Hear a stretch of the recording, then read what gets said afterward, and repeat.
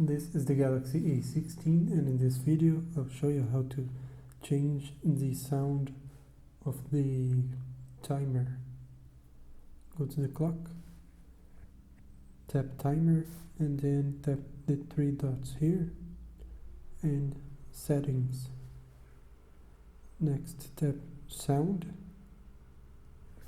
turn it on, and here you can select.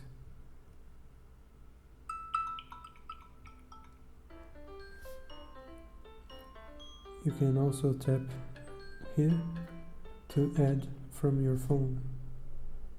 You can find it here and then just select.